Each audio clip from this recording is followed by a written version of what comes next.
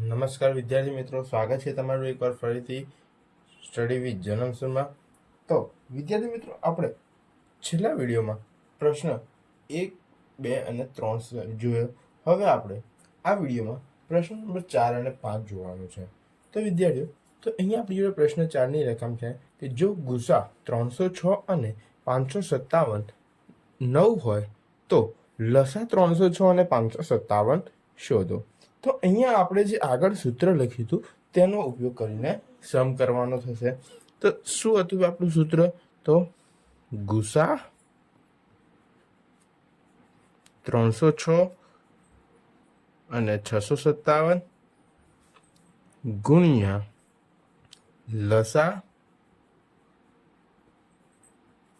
306 657 બરાબર 306 ગુણ્યા 657. આ આપણું સૂત્ર પ્રમાણે આપણે અહીંયા આગળ લખી દીધું. હવે સૌથી પહેલા આ ગુસા આપેલો છે આપણને, તો એ લખી દઈએ 9 ગુણ્યા લસા આપણે છે નહીં તો એ આપણે શોધવાનો છે. તો લસા 306 અને 657 બરાબર 306 ગુણ્યા 657. 9 ને ગુણાકારમાં છે તો બરાબરની આ બાજુ લઈ જાઓ તો ભાગાકારમાં જાય તો લસા આગળ આવી જશે. લસા 306 ગુણ્યા 657 બરાબર 306 ગુણ્યા 657 અને 9 અહીંયા ગુણાકારમાંથી આમ આવશે એટલે ભાગાકારમાં 9. ચલો, હવે 9 ને અહીંયા છેદ ઉડતો હોય તો ઉડાડી દેવાનો. ચલો, 9 તરી 27, 3 વધ્યા બાજુમાં ગયા અને 9 ચોક 36. તો લસા 306 ગુણ્યા 657 બરાબર 34 ગુણ્યા 657 થશે. ચલો, હવે 34 ગુણ્યા આપણે 657 કરીએ. 34 ગુણ્યા 657 કરીએ એટલે આપણો લસા આવશે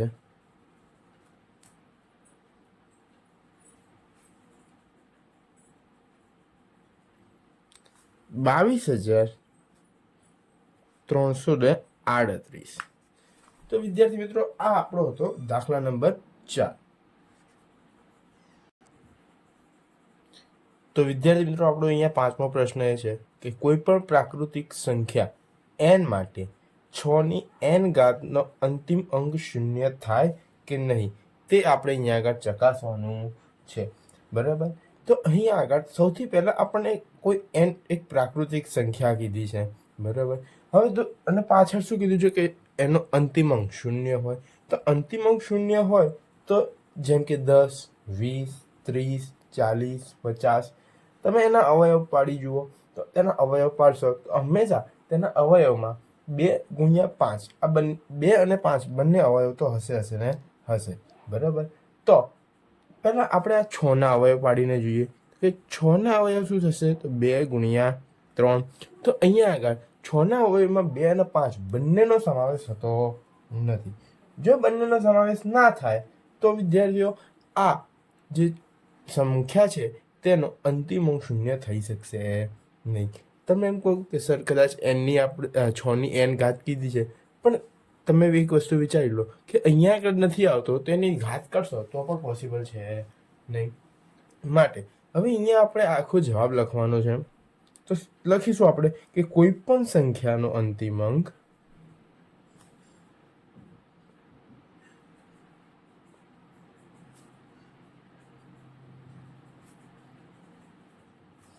શૂન્ય થવા માટે શૂન્ય કરવા માટે અવિભાજ્ય અવયવ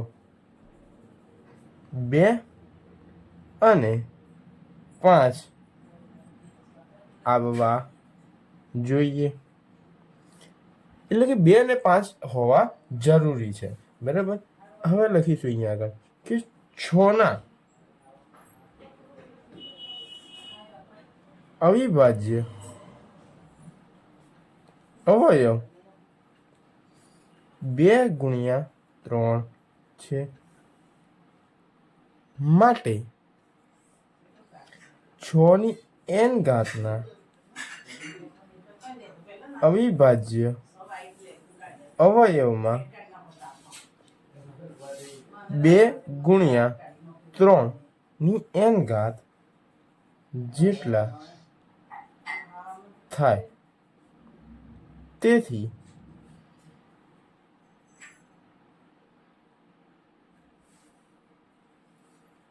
છના અવયવમાં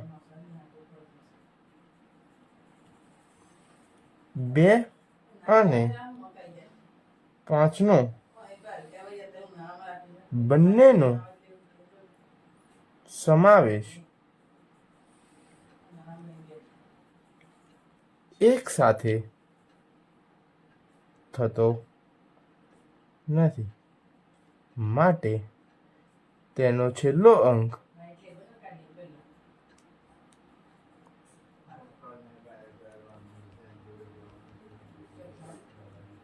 0 થાય નહીં. તો વિદ્યાર્થી મિત્રો, આશા રાખું છું કે તમને આ દાખલામાં ખબર પડી હશે. હવે આપણે આગળ વધીએ તો દાખલા નંબર 6 જોઈએ.